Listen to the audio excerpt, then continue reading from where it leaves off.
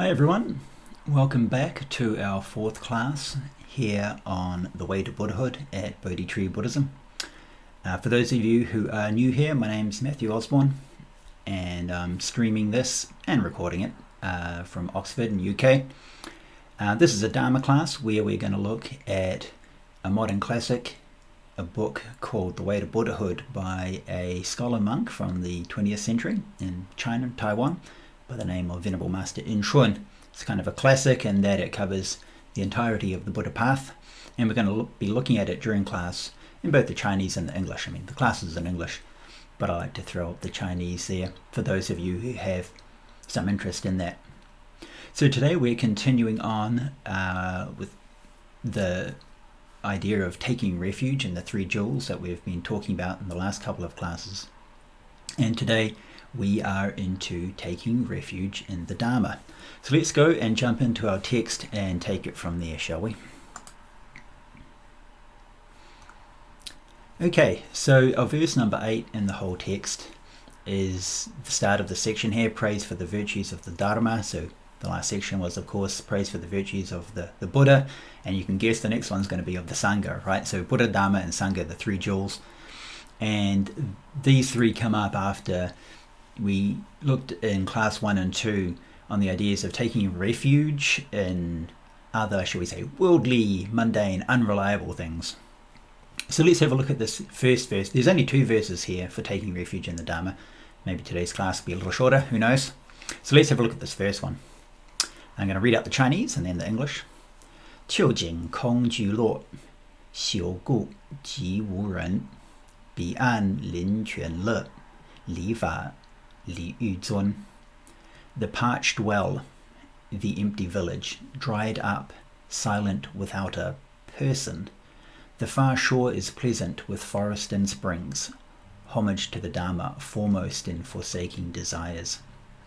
Okay, now I'm going to confess with you straight out that this particular verse, there's a couple of analogies here. They kind of look like little metaphors, this idea of a well and an empty village. But it's part of a kind of a bigger one. It's not just a metaphor, it's a whole like analogy, or you could almost say it's like a parable here. And there's 2 of them. Okay, so just we need to kind of pass that out first of all. The first one is this idea of a parched well or a dried up well. So normally, of course, the well's got water in the bottom, that's what the well's for, but this one is empty. It's been dried up, there's no water in it. And that ties in then with the bit at the start of the second line there, dried up. Okay, that kind of makes sense. The second little analogy or parable here, story, is that of the empty village. And the empty village is silent without a person. So you kind of have to read it like that. It kind of gives the 2 little stories and then 2 little, like a little description for each of them. So what are these stories? Okay, the first one is a kind of a well-known story about this dried well. Now, this is mentioned in the original book, The Way to Buddhahood. But it's kind of like a shorter version there. And there's numerous versions of this. So I'm going to give you one version of this story now, and you might have heard a different one or a slightly different one. Anyway, so the story goes, he's a man and he's traveling through the forest, and he suddenly encounters like this angry bull elephant, very enraged, and holy heck, I mean, if you're running in the forest and you encounter an angry elephant, you want to get the hell out of there, right? So he runs, and he encounters a well, and he thinks, well, if I get in the well, I'll be safe, elephant won't be able to get there. So at the side of the well, there's these like vines or something, I guess, growing from outside, and like a creeper vine you can hold on to. So he jumps onto that and kind of lowers himself down the well. He looks at the bottom of the well and sees, oh no, there's like 4 snakes there. So like, run away from the elephant and you hit the 4 snakes. Not a very good start to your day. So he doesn't go all the way to the bottom. He just holds on to this like vine halfway down the well. And you can see the elephant outside, but he's safe from the elephant. He sees the snakes at the bottom. He's safe from the snakes. But just when he thought he was safe, what happens is he realizes there's 2 mice that are chewing on the vine. One's a white mouse, one's a black mouse. And they're chewing away. And in the midst of this rather terrifying situation, I mean, what are you going to do? You climb out and face the elephant, or you're just going to drop down or wait for the mice to chew through and you're going to fall and be eaten by snakes and bitten by snakes? He suddenly sees like Now, some versions of the story, I think like the modern version, they say like some strawberries or something, but maybe it's like some honeycomb. And he's like, oh, honeycomb, or like, oh, strawberry. Chomp, chomp, chomp, kind of like Homer Simpson drooling out the mouth. And he just suddenly like forgets everything in the world, forgets all his worries. Now, I have heard this story being told really badly, where people say like, oh, the strawberry represents like the Dharma, represents Buddhist practice, and in the midst of all these difficult things, it's like the happiness. No, that's not what it means. That's not what it means. So every item in the story kind of symbolizes something. So usually the elephant that you're first facing is death. Death. Dun dun dun. Right? So people are afraid of dying. I don't want to die. Death is following me.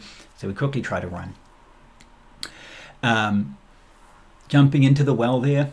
Normally in the story, I don't think they say what the well actually stands for. But anyway, looking for some kind of refuge, right? And in the well, you're looking down at the bottom of the well. The 4 snakes are what are known as the 4 elements that make up the body. So earth, water, fire, and air. And because they are, impermanent and, maintaining the body in this like perfectly ideal, healthy state is actually incredibly difficult, if not impossible. It's like, it symbolizes this impermanent, transient nature of the physical body.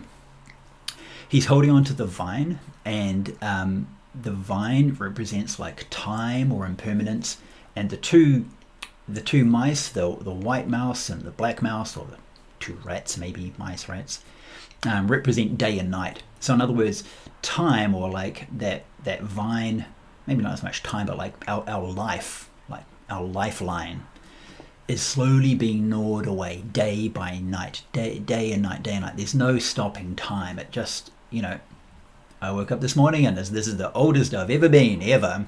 And now this is the oldest I've ever been again. Like, that's just like life is constantly like that. So day and night, our life is slowly being gnawed away at until we're going to hit these 4 snakes, the 4 elements, the dissolution of the body. But then amidst all this very nasty situation, we see the strawberry or we see the honeycomb, and we're like, oh, some pleasure. And we just like forget about this sort of existential situation that we're in, and we just indulge ourselves and forget about everything in desire. So in the proper telling of the story, that strawberry or that honeycomb represents desires, and the person's attention to that is not a good thing. It shows how, in this existential situation that we are in life, we're getting older. Here comes death. It's going to come, it could be 50 years from now, it could be 10 years, it could be a year. Who knows whether we'll live to see the end of today, or sometimes the Buddha would teach even the end of your next breath, you do not know. But in that situation, we kind of forget about doing something about that, and we just indulge ourselves in our desires. And so there's this part of the story here is the notion of impermanence. Life is short.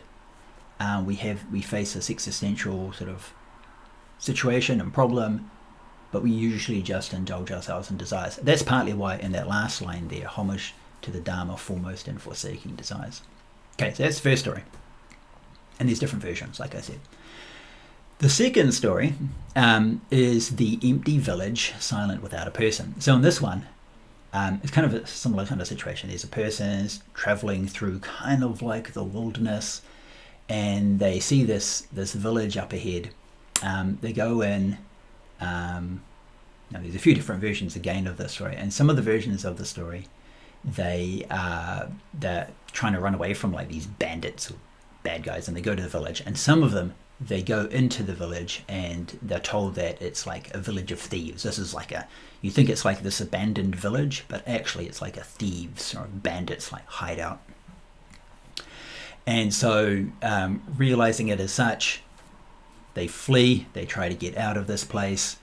But because it's a very dangerous kind of situation here. And in some of the versions of the story as well, the village has got like 6 kind of gates to it, or 6 entrances to the village. Often like these very ancient ancient villages and ancient cities have like, maybe 4 gates, north, south, east, west. I know Oxford does here, well, did, about 1,000 years ago. There's like, there's still some remains actually. On a nice tour around Oxford, you can see some of the archaeological remains. I mean, nowadays there's a Westgate Mall. It's a big shopping mall, but that used to be the west gate into the city. Same in Taipei if you go right around the middle of town. Anyway, I'm getting off topic. So this village has got 6 gates originally, and they go in, but it's abandoned, and they realize it's like a bandit's hideout. The bandits aren't there, and they realize, oh dear, the bandits are going to come back. I better get out of here. And they flee, realizing it's a very dangerous place. Now, in both of these situations, both of these stories, I should fill up. So the empty village is silent without a person. So there's deserted, it's like silent, and there's no person. There's no person there. Now, I've put the little person in the quote marks for a reason, and I'm going to get to that in a second. Now, in both of these 3 stories, they're kind of illustrating very dangerous, difficult situations. Both of the situations, it's kind of somebody's out in the wilderness, they're trying to find a safe place, and they encounter some sorts of dangers. One of them is this elephant, or then the snakes, and then the other one's encountering a bunch of bandits. And of course, in ancient times, bandits that like lived out in the wilderness were pretty bad, like really bad. You don't know if you're going to live through that or what's going to happen. And these indicate like very difficult situations. And here we're talking about like the Dharma as a refuge, so it's a refuge from what? It's a refuge from these dangers. So then we get to the 3rd little story here, which is the 3rd line. The far shore is pleasant with forest and springs. So often in the 2nd story here, the person's like fleeing from this bandit's village. In some cases, some tellings of the story, the bandits even chase after them and run. And then they get to like a river. So when they're running and they get cut off by a river, it's like a lot of like Hollywood movies, right? The good guys running through the forest, and then the forest suddenly ends and opens up. There's this giant like cliff or something like the Grand Canyon that you can't cross over. In this story, not so bad, but there's a river, and it's not easy. Do you just run down that side of the river or that side of the river, or do you try to cross the river? And so the person fleeing the bandits looks out across the river, and they see, well, the river itself is pretty dangerous, but the other side looks really nice. There's like a lovely forest, looks very pleasant and gentle and safe, and so forest and springs. So springs of water, there's fresh water, there's a forest that has fruits and nuts, and it's a safe place. And by crossing the river, of course, you get out of the track of these bandits who are chasing after you.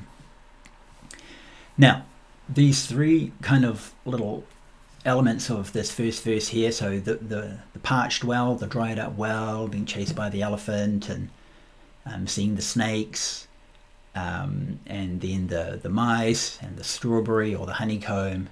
So in the face of death, the elephant, we realize that our life is short and time is constantly just slipping away, being gnawed away by the black and the white mouse, and we're going to fall into these snakes, which are the dissolution of the physical elements that make up our body. This represents impermanence. This is a story about impermanence, and what are we doing in the face of impermanence? The second part of the story, and sometimes it's these all get put together as like the same story. The person gets out of the well, the elephant goes away. Then encountering the village with its 6 entrances. This represents, again, our lives. We have 6 senses. So our eyes, ears, nose, tongue, body, and mind. Of course, in Buddhist philosophy, I should really say Buddhist psychology, the mind is a sense, right? We have 6 senses, not just 5 external senses, and the mind is a 6th sense. And these are the possible entrances for bandits, which means that our attention is constantly being drawn away into the objects of the senses. We're constantly being distracted by the objects of the senses, be they desirous or be they aversion or whatever. That's just how we live and how we engage with the world. And then we get to this river and we see the other side of the river. Now, if you know a little bit about Buddhism, you might have heard this metaphor before, the other shore, right? The far shore. Now in Chinese here we've got Bi'an. Particularly if you know Mahāyāna Buddhism, and you might have heard of the perfections, the paramita. For example, the perfection of wisdom, prajñā paramita. Paramita also means the other shore, or gone to the other shore. So it's a common idea within Buddhist thought that samsara, so cyclic existence, is like this flooding river, whirlpool. You get caught in, you're going to get sucked down and drowned. But you need to find higher ground. You need to cross over the river to the safe shore, safe from the flood, where everything's going to be all right. So the first one, the well, is impermanence. I forgot to add there the second part, this village which has the senses which all operate with the world, but there's no one inside. This represents selflessness.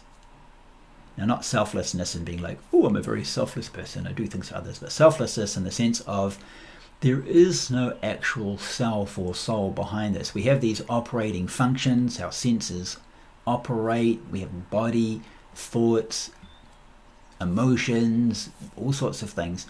Now we conceptualize this as being this integrated whole of me, right? We concept this idea, this is me, this is my body, these are my thoughts, these are my senses. But in the Buddhist teachings, there is no actual me there. There is a body, there are thoughts, there are senses, there are emotions. But to whom do they belong?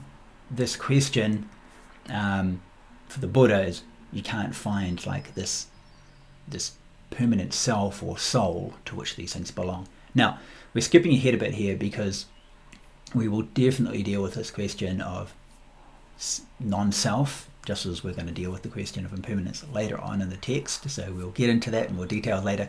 But for now, to just say, the second idea, the empty or abandoned village with the bandits, represents what we think of ourselves. We've got the senses are operating, constantly distracted by the senses, but ultimately there's no self behind this. Represents then the notion of selflessness, or emptiness, we can say, right? Hence the translation of an empty village. Okay, so we've got impermanence, we've got emptiness, two very important concepts that in Buddhism describe the world. Now the third part here, the other shore, with its delightful forest, lovely springs, kind of imagine like a Disney forest, cute little birdies and little Bambi, and there's no big bad wolf, there's no nasty bears in this forest, okay? It's a very nice forest. The monkeys are going to bring you bananas and that kind of lovely forest. This represents then nirvana, freedom, sanctuary, a safe place from rampaging elephants, from bandits in the forest. Okay, so together these three, we've got three, and these constitute what are known as the Dharma seals. The first one is all conditioned phenomena are impermanent. So all the things that make up what we consider the world are impermanent. And because they're impermanent, we need a refuge from that. Impermanent things are not going to be reliable. All phenomena are selfless. And again, because there's no self, there's no controller, we also need a refuge from that. We can't at any point say, well, my life is perfect, just freeze it all, hold it all perfectly like this, I will maintain my life in this perfect state. It's like saying, just be happy. There's a lot of like pop psychology. It's like, just be happy, or anything that happens to you is because you choose it to happen. No, it's not. It's not so simple. Why would anyone choose to suffer? Because there is no self that can control these things. It means that things are out of our control, they're dependent, and again, therefore, where is a refuge from that? Because if they're out of control, there is no self. It's not reliable. And then the third one, though, the third seal is nirvana is bliss, or nirvana is peace. This is the third seal. All conditioned phenomena are impermanent. All phenomena are selfless, and nirvana is bliss, or nirvana is safety. Last line, homage to the Dharma, foremost in forsaking desires. And so we need the Dharma to free ourselves as a refuge against the impermanent world, against the selfless world, in order to bring us to nirvana. So that's the first line. Okay, let's skip into the second one here.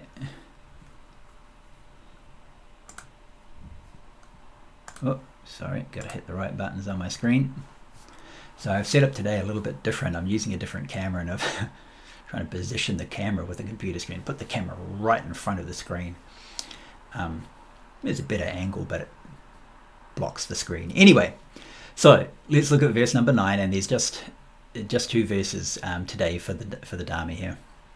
正法妙难思，善尽常安乐，以故仙人道，能入于涅槃。The true Dharma is subtle and inconceivable, wholesome, pure, eternal, and blissful. Relying on the path of the ancient sages, one can enter the city of nirvana.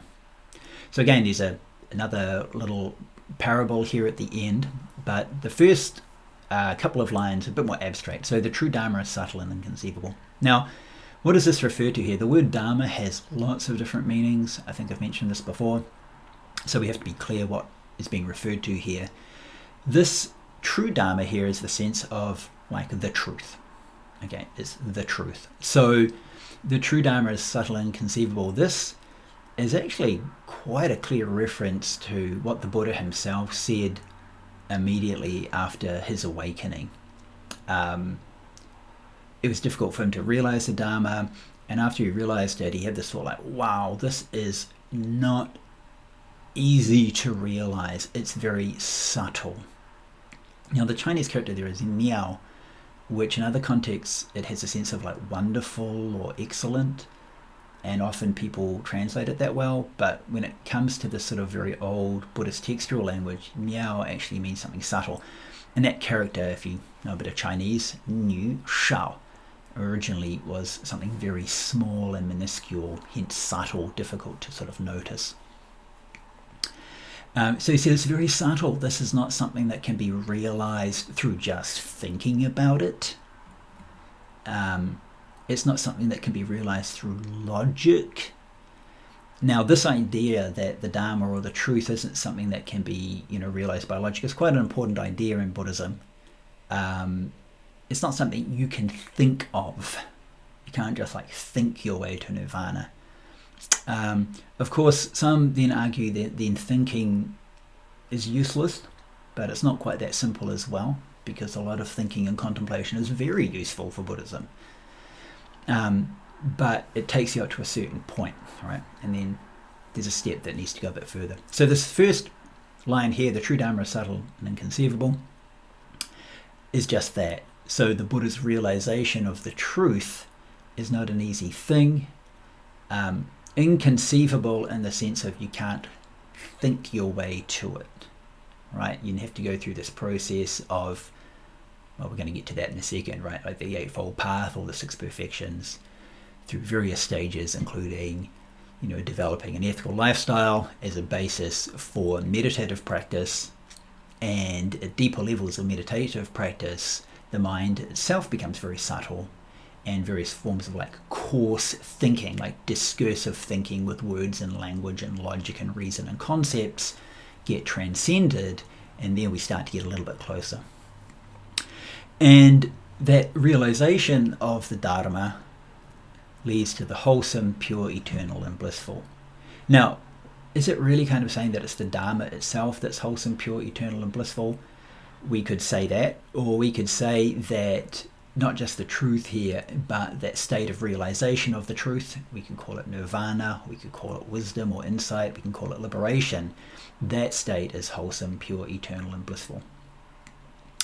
So I think this kind of goes without saying. These ideas here, right? Wholesomeness, purity, eternal means it's safe and stable, unlike the impermanent, unstable world. And blissful means that rather than dissatisfaction of relying upon conditioned, impermanent phenomena, by not relying on those, we enter a different kind of bliss. So blissful here is not a bliss of like a sensual nature, like, I just had some very nice chocolate and it was blissful. No, it's not a sensory experience. It's actually almost the reverse. It's what happens when we're no longer clinging to sensory experience or sensory pleasure at all. It's a very higher level of bliss. So we can't kind of compare them. Anyway, a lot of these concepts we'll get to later. The main thing for now is to indicate that the Dharma is that truth is a true refuge because it's something that's enduring. And realization of that also means that we transcend the impermanent and we go beyond also this clinging to self. How do we get there? So then we get this other sense of Dharma as well. So the first sense of Dharma is like the truth, reality, the state of liberation. But then we also have the question of how do we get there? So that's the second part, or the third and fourth lines. Relying on the path of the ancient sages, one can enter the city of nirvana. This is also another very famous Buddhist parable of a traveller lost in the mountains. She's climbing the mountains, she's exploring, or maybe she's just lost, probably exploring. And then, hey, what's this here in the undergrowth? So covered up by years, centuries, maybe even 1,000 years of like crazy growth in the forest. She sees what looks like maybe some path there. Pushes aside the leaves, maybe uncovers a bit of dirt and realizes that like, oh, it's just like a little path here, like a brick road, a tiled road. And covers a bit more, starts to see what it looks like and starts to find like a path that's been hidden in the forest for maybe hundreds or thousands of years. And as she follows that path, she sees clearer markers, maybe roadside markers. The road slowly expands, gets wider, gets clearer. And then one point, maybe after following this path for some time, she realizes, wow, this path has led to this ancient city, but it's an abandoned city, and it's been abandoned for hundreds or thousands of years. You can still see the architecture, you can still see the road, the gate, the walls, the buildings, but it's fallen down. And she realizes, wow, this is like, it's still there, it's still like in place. The building itself is overgrown, but it's there. And so she realizes this is not just a place where I could stay, but others could stay too. Very carefully marking on a map how to get here. She leaves, she goes back to her own people out of the forest and the mountains and says, hey, I found this like ancient city.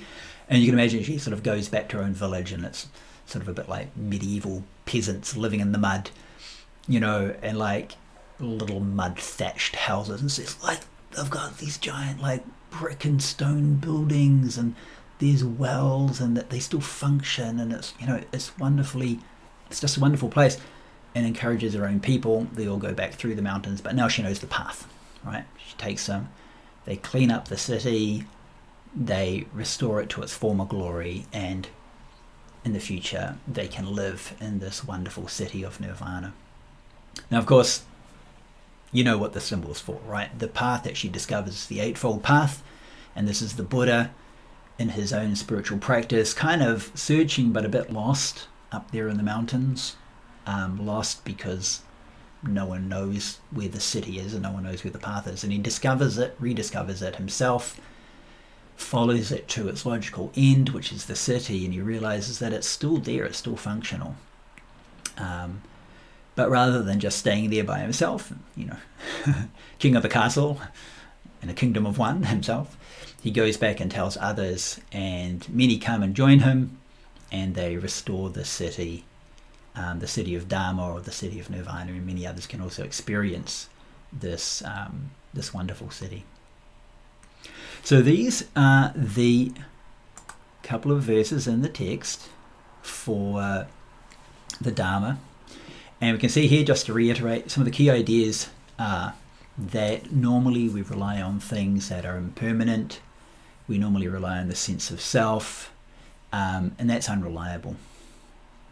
The world that we normally rely on, be it the physical body, but also thoughts, emotions, and so on and so forth, are impermanent, and they're beyond our control. We can't just say, well, I'm going to be happy from now on and always be happy. We don't have that control. Even our own emotions are beyond our control.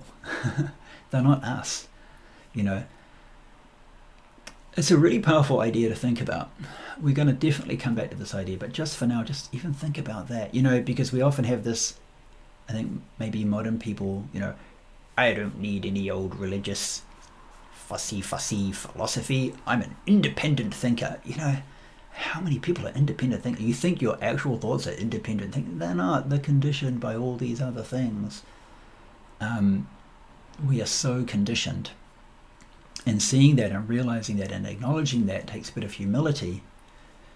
And then seeing within that problem, that existential problem, the mad raging elephant, the shortness of life, our impermanent state here, we need to find some way out, some kind of freedom. And there's a path. Somebody else has found the path for us, and we can follow that path. That path is the Dharma, and it leads to the city of Nirvana. Hence, we take refuge in the Dharma. And even the Buddha himself took refuge in the Dharma.